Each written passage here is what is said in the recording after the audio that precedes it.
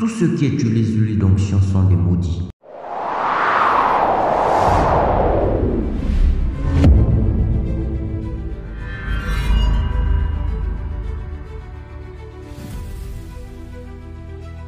Aujourd'hui, nous voyons des hommes utiliser une huile qu'ils appellent huile d'onction. Est-ce que cela est conforme aux Écritures? Qu'est-ce que l'huile d'onction? Peut-on encore l'utiliser de nos jours? Nous allons répondre à ces questions durant cette vidéo.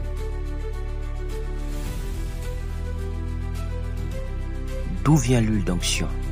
L'huile d'onction fait partie des 623 prescriptions de la loi de Moïse. Et l'ordonnance concernant l'huile d'onction a été donnée dans le livre d'Exode 30, le verset 22. Dans ce passage, nous remarquons que l'huile d'onction, c'est un mélange de 5 éléments, à savoir le myrrhe, le cinnamome, le casque, le roseau aromatique et l'huile d'olive. Et donc, ce sont ces 5 éléments-là qui constituent l'huile d'onction. L'huile d'onction, ce n'est pas une huile simple que tout le monde peut aller à la boutique acheter. Non, l'huile d'onction, ce n'est pas l'huile d'arachide. L'huile d'onction, ce n'est pas l'huile d'olive. L'huile d'onction, ce n'est pas l'huile de coco. L'huile d'onction, ce n'est pas l'huile de palme. Mais c'est un mélange de 5 éléments. Au verset 26 à 30, Dieu dit à Moïse ce qu'il devait faire avec cette huile d'onction, montrant qu'elle devait être utilisée uniquement pour consacrer les ustensiles du tabernacle, ainsi qu'Aaron et ses fils pour le service sacerdotal. En poursuivant la lecture au verset 31 à 33, Dieu donne une interdiction formelle de reproduire cette huile d'onction, ni d'en répandre sur le corps d'un homme quelconque ou d'un étranger.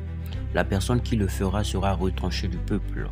Mais aujourd'hui, nous entendons les hommes parler d'huile d'onction, en disant que dans Jacques 5, le verset 14, l'apôtre Jacques nous demande d'utiliser l'huile d'onction, et que dans Marc 6, le verset 13, les apôtres l'auraient utilisé pour guérir des malades. Or, cela est archi faux. L'huile dont Jacques parle et dont Marc parle n'a rien à voir avec l'huile d'onction. Même Jésus n'avait pas le droit de toucher à l'huile d'onction prescrite dans la loi de Moïse, à plus forte raison ses apôtres. Et d'ailleurs, est-ce que l'huile d'onction a été prescrite pour guérir les infirmités ou les maladies?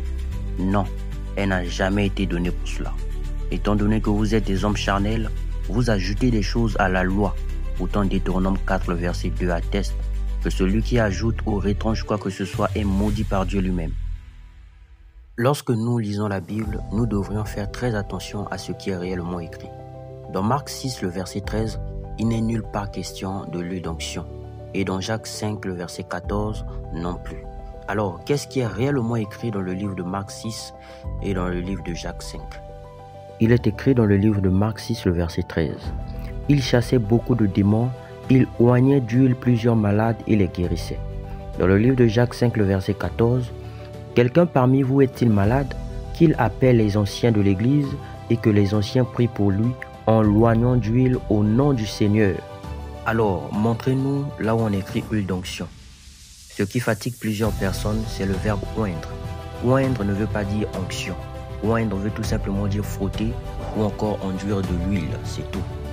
L'huile dont Jacques parle n'est pas l'huile d'onction, mais une huile à usage médicinal, comme les huiles essentielles ou les baumes.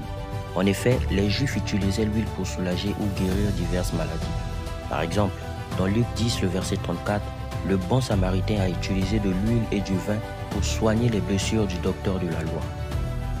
Toi qui achètes ou utilises des huiles appelées huile d'onction, non seulement tu es maudit, mais tu te prépares aussi pour l'enfer. Pour nous qui croyons en Jésus-Christ, l'onction que nous avons reçue de lui demeure en nous, comme l'atteste l'apôtre Jean dans le livre de 1 Jean 2, le verset 20 et 1 Jean 2, le verset 27. Quittez rapidement ces faux pasteurs qui vendent ou utilisent des huiles dites d'onction, car ce sont des huiles démoniaques, ce sont des huiles de serpent, ce sont des faux prophètes, ce sont des escrocs qui sont là pour vous dépouiller. Nous qui croyons en Jésus-Christ, nous savons que la loi renfermait l'ombre des choses à venir et la réalité se trouve en Christ. L'onction parfaite demeure en nous. Ce que Moïse avait fabriqué n'était rien d'autre que l'image de la véritable onction qui demeure en nous, qui n'est rien d'autre que l'Esprit de Dieu. Nous vous appelons à la repentance. Quittez ces hommes-là, car si vous mourrez là-bas, c'est l'enfer seulement qui vous attend.